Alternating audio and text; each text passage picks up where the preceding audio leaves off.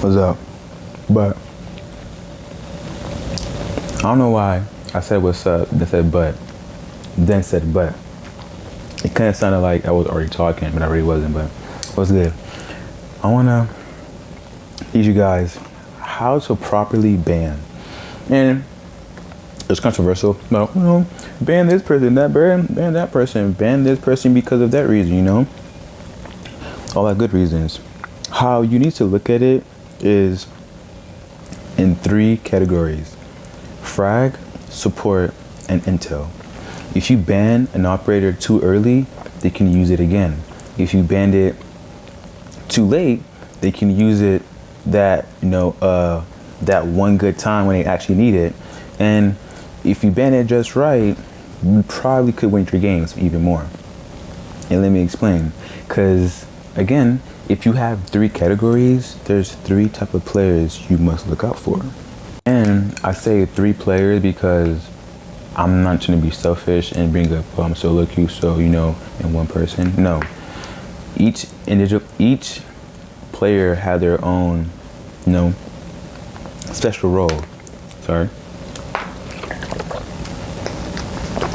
So when you look at it, it's like, it's not about who do we need to look out for, is which operator are we looking for, because there's a lot of times where you have your Deimos push before your Ashe.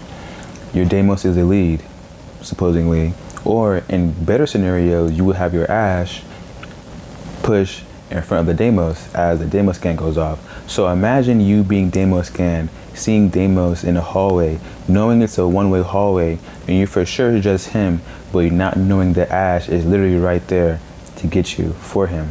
You know what I'm saying? So it's like, it's not all about the kill or the player, it's the operator. Which operator are they pushing forward? Which operator is their power operator? Sorry. So how to properly ban, you would have to look at the look at what are they pushing more, like what are the enemy's agendas, like what are they pushing, like do they want intel, do they want more support or more fraggers, and depending on that you can ban the right people. If Ashe is Ashe rushing and getting 2 kills, she's not worth the ban. If Thermite is getting the wall and then you can't run around no more, he's probably the problem, but don't ban him. If you have a Zero now who's scanning you guys, yellow pinging you guys one by one and destroying Valk cams, destroying cap can traps that's in sight, destroying anything that you need and is unnoticeable, ban that person. It's not the Ashe, it's not the Thermite, it's the Zero. So you may wonder, why is this Ashe always rushing in, getting 2 kills every time? It's the Zero. You saying, why is Thermite freely getting the wall, knowingly I put a bandit on that? It's the Zero. So when you look at it, don't try to normalize, ban this person, ban that person. No, because you're wasting your bans. You're wasting your free spaces, literally. So, sorry. When you look at it, you will always think like, am I doing the right thing or the wrong thing? And you realize, bro, there's so much hard time.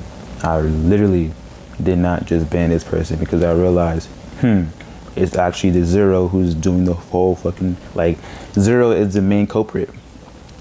And it didn't stop there. When you try to normalize banning people who ace, especially ace or get a 4K, not 2K, no 3K, a 4K and above, you seem to ban those players because it's the person is the problem, not the player. Because you can ban Ashe, they could get somebody else do the same thing. You know what I'm saying?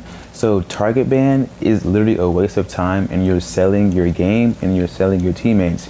And I'm gonna put it into more detail as well. When someone aces with any operator, for example, and you target ban them, it shows that they're an issue. It shows that that's an ego boost right there automatically. So that's 10 aura you just gave away to a stranger because you just target banned them. So your aura got stripped from you, bro, literally. So that's 1. 2, you look at yourself if I'm gonna keep banning every operator that he aces with and their team is being more supportive than my teammate, why am I attacking the one player and attack the other players? Meaning in bans, So it's If the Ashe is Ashe rushing, cool, but I know I can get her low. Get her low, ban Finka. And now we know she's low enough, she could get hurt, And I want to say it would make a big difference, but it would cause something. It would cause you to think more like, I'm not just banning someone, I'm banning people that they can't use permanently. And there's a switch to it too. And the switch is also when you ban operators, like on both sides, attack and defense for both teams, they don't change. It switches. So when you were defending, the same operator that they banned wouldn't be like, they would be available for you because you didn't ban it for your team, you banned it for their team. And vice versa. So when you look at it, it's like, these players are not really actually banned. They're just banned for our phase, like our moment. So it's like, think about it as this. It's only available when you're not using it. So it's like, if I'm not attacking, but I'm defending, but a defense operator is not available, but attack is, that's exactly the point. The point is, when you get back that flip again, it's gonna be banned for you now because you don't need it. And that kind of explains the whole ban process. But what I'm trying to say is like, it switches. So you ban 6 players in all, both sides. For the attack round, you have every operator that you want to pick at the defense is no longer there, and it's there for them. So when you finish that phase as you playing attack and it switches, like for overtime, for example, for the defense, you would have all the attacks, so you can use them, but they couldn't, and vice versa, So it's like, it's kind of important to not target ban, because when you target ban, you're probably gonna ban every operator for yourself as well, because with target bans, they just know, like, if they're going to ban Ashe for me, why not for them? And it obviously shows that Ashe is like a big threat, so they're going to ban Ashe. So when you ban Ashe, it's like, damn, I can't play her no more because they banned her. Exactly, because that's something that they would use as well. So it's thinking ahead as well too. So it's like, when you see someone, just I won't say give it the benefit of the doubt, but nigga, you just suck. Like, your team just sucks. Just suck it up. But don't try to target ban every single time. So that's just what I wanted to say. And also, again, it relies in support. If you have a Ashe, again, Deimos running around, they need support, they're gonna go Finka, they're gonna go someone that can scan for them, or someone that can have a step ahead of them, in some type of way, shape, or form that can support them. Example, Finka. You'd be like, why Finka's not in sight? She just outside on her drone all day.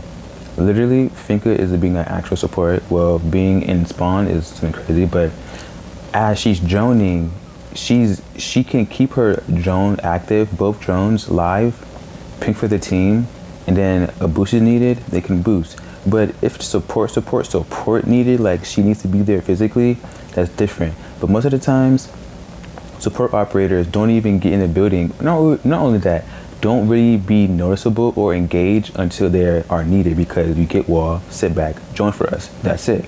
You're not like an entry. You're just doing it for the moment, And then that's when guns start blazing, people dying, and you realize where Thermite, he didn't plant yet. Exactly. He's waiting for a clear entry. His job is just to plant. If he needs to support himself, he can shoot. But if not, we got it. Just plant.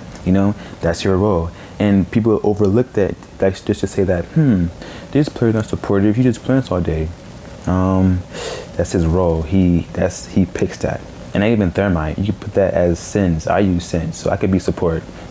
You know what I mean? So it's like, nothing's better than having to defuse and knowing that you're going to plan. So you can't blame shit on nobody but yourself. And that's the best part. Is like, I have case, so I know I'm a plan. You know what I'm saying? So it's like, do this for me, do that for me, just so I can relax and just wait, and then you plan, and then boom. You know what I'm saying? So everything outside of that is just on you and your team. Everything inside is on them. So it's like, you're free until you plant the bomb. Once that bomb is planted, you are included in this protection. You know what I'm saying? You are no longer a support. You are a support and an attacker, and you're a defender. All that good stuff, and you just yeah.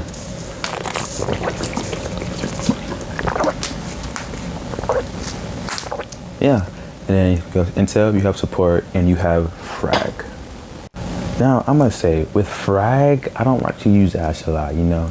I really and truly did use Ash a lot, but as of now, I kind of don't. Frag, I'm gonna say Mav and Striker. That's what I use as a frag, even though they have my different things, but who cares? I don't. But yeah, if I'm playing the game like Fresh, Striker, or Mav, that's about it. Don't really use Ash a lot no more, not because, you know, it died out, but it's just, it'd be one of those moments where like if I use Ash now, I'm gonna want to use her like every single time and don't want to like let her go. So like fuck it, I'm not doing that. But anything else too is like I use anyone else but just Ash. I use Zozo and I use other people too, just to try like, you know, not, I ain't gonna lie, I feel different because my nigga, why am I using the same niggas you using? And it's like, and you know what's crazy too, bro? On my topic still, you know what's crazy? I have done a lot of good clips with Ella recently, and one game I'm playing, I do like a 3K at most, you know, if I'm being humble. 3K. Tell me why next round Olu gonna pick him up. I'm like, bro, you see me do a 3K. Why would you do that? But anyways, back to the bands, you know, like frags. But again, when you bring up people and the operators, it's a different category. But if you realize, if a bad player is using a like dead ass, a broken or a good operator, you should ban that operator. And it's gonna look like a target ban, which it default at most it is a target ban, but this player is not using the operator at its highest peak yet. Not yet. I mean, I'll say that peak yet. Not using it at its highest peak, so it's like you may think it's trash, but it's actually good. So there's a lot of things Zero can do, but most people don't even know the thing that he can do because they don't use him to his highest peak. So it's like, what do you mean? At most, he has Gona 6, he has Hard Breach. His Gona 6 alone not only can take away castles, it can also clear ADSs. It can clear, you know, small little, you know, enemy gadgets. It can do that for itself. Literally, destroy it. Zero drone camera can be free at last. That's it. And he has MP blasters, I think. I'm not sure. MP grenades. But yeah, and claymores, I think. But yeah.